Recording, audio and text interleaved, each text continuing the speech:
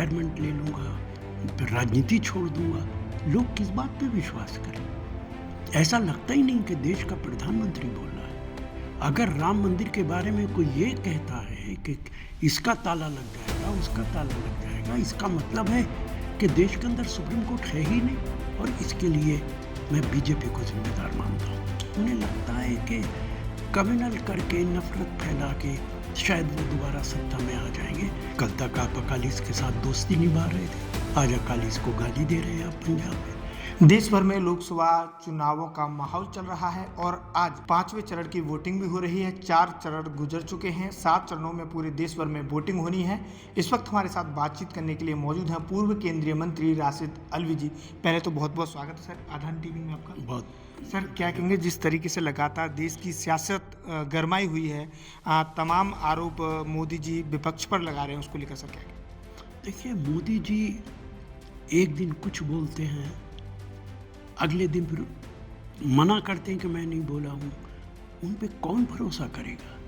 एक दिन वो कह रहे हैं कि सारी संपत्ति मुसलमानों में बांट देंगे, सारी संपत्ति इन्फिल्ट्रेटर्स के अंदर कांग्रेस बांट देगी।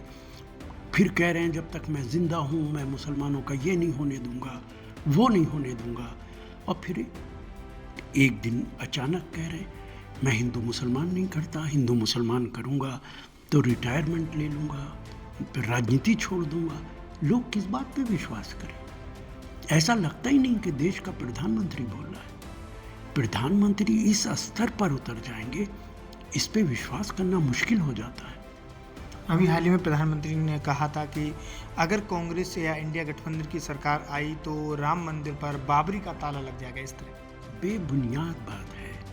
प्रधानमंत्री ने इस बारे में भी कहा है कि मैंने नहीं कहा है, दूसरों ने कहा है। सुप्रीम कोर्ट का फैसला है। राम मंदिर न मोदी जी ने बनाया है, न कांग्रेस पार्टी ने बनाया है। सुप्रीम कोर्ट के फैसले से राम मंदिर बना है। अगर राम मंदिर के बारे में कोई ये कहता है कि इसका ताला लग जाएगा, उसका ताला लग जाएगा, इसका मतलब है कि देश के अंदर सुप्रीम कोर्ट है ही नहीं, कानून का राज ही नहीं है। ये संभव ही नहीं है। प्रधानमंत्री देश के लोगों को गुमराह कर रहे हैं। केंद्रीय गृह मंत्री अमित शाह ने कहा कि इस बार अगर हमारी सरकार बनेगी तो हम पीओके को लेकर रहेंगे और उस तरह की रणनीति बनाएंगे क्योंकि ये हमारा देश का एक अभिन्न अंग। ये बयान योगी जी देते हैं, अमित शाह जी देते हैं, प्रधानमंत्री क्यों नहीं देते? प्रधानमंत्री को देना चाहिए। अगर 10 साल के अंदर पाकिस्तान ऑक्युपाइड कश्मीर आप भारत में नहीं मिला पाए तो अब आप कैसे मिलाएंगे? आप इलेक्शन के बीच में, और अमित शाह जी तो खुद बहुत सारी बातों को कह देते हैं कि ये कोई वादा नहीं था, ये तो जुमला था। तो ये भी अमित शाह जी का जुमला है, सिर्फ देश के लोगों को गुमराह करने के लिए। अगर वो पाकिस्तान ऑक्युपाइड लेना चाहते तो उन्हें कभी का ले लेना चाहिए था। देश उनके साथ था इस मामले में, विपक्ष उनके साथ था इस मामले में, लेकिन उनके अंदर हिम्मत नहीं है। सर आपको काफ़ी लंबा तजुर्बा रहा है, जो अब की राजनीति है, आप भी मंत्री रहे हैं, पहले की और अब की राजनीति में क्या कुछ बदलाव देखते हैं? देखिए, आज की और पहली राजनीति में बहुत अंतर है। भारतीय जनता पार्टी की आज सरकार है। मोदी साहब जिस तरीके से सरकार चला रहे हैं, अटल जी ने बिल्कुल ऐसी सरकार नहीं चलाई। अटल जी कभी नफरत की राजनीति नहीं करते थे। आरएसएस के आदमी थे, बीजेपी के आदमी थे, प्रधानमंत्री थे। वो हमेशा ऐसे लोगों को, चाहे वो विपक्ष में ही क्यों ना हो, जो पार्लियामेंट की गरिमा रखते थे, उनकी तारीफ करते थे। आज की राजनीति और पहली राजनीति में बहुत फ़र्क है, स्तर बहुत नीचे आ गया है, और इसके लिए मैं बीजेपी को जिम्मेदार मानता हूँ। हाँ, दिल्ली में 25 मई को वोटिंग लग रही होनी है। 5 चरण बीत चुके हैं, तो आपको कैसा माहौल लगता है इंडिया की गठबंधन के? देखिए, सिर्फ दिल्ली के अंदर नहीं, पूरे भारत के अंदर जनता बीजेपी के खिलाफ है, और इसका एहसास प्रधानमंत्री को भी है। पहले फेज से पहले प्रधानमंत्री जो ज़बान बोल रहे थे, जो भाषण दे रहे थे, वो बिल्कुल अलहदा था। लेकिन पहले फेज के बाद उन्हें लगा कि हाथ से चीज़ें निकलती जा रही हैं, तो उन्होंने कम्युनल करने की कोशिश की, और उन्हें लगता है कि कम्युनल करके, नफरत फैला के शायद वो दोबारा सत्ता में आ जाएंगे। लेकिन कोई भी चीज़ बहुत लंबी नहीं चलती है राजनीति में। 10 साल लगातार हुकूमत आप करते रहे, अब लोग आपको पहचान गए।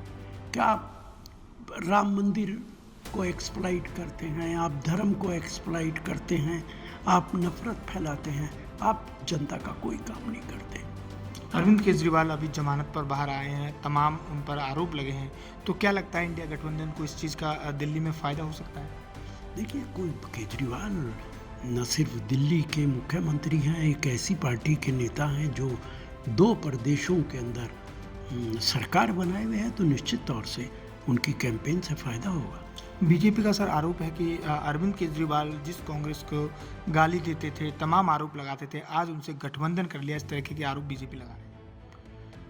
अकालीस के खिलाफ आप चुनाव लड़ रहे हैं पंजाब के अंदर। कल तक आप अकालीस के साथ दोस्ती निभा रहे थे, आज अकालीस को गाली दे रहे हैं आप पंजाब में। कल तक शिवसेना के साथ आपकी महाराष्ट्र के अंदर हुकूमत थी, आज आप शिवसेना को गालियाँ दे रहे हैं महाराष्ट्र के अंदर।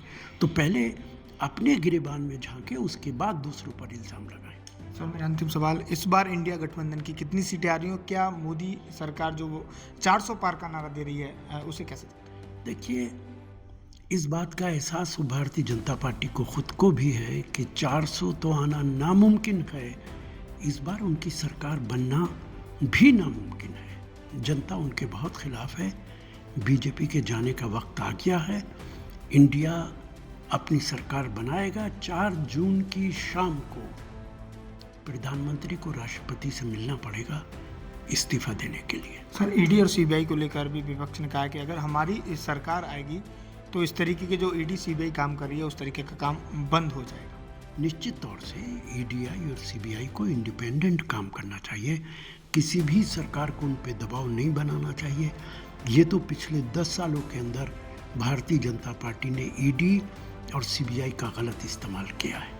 कांग्रेस ने कभी ईडी और सीबीआई पे दबाव नहीं बनाया। बहुत बहुत धन्यवाद। ये थे पूर्व केंद्रीय मंत्री राशिद अल्वी। इन्होंने तमाम सवालों का जवाब दिया। दिल्ली से निखिल कुमार, आदान हिंदी के लिए।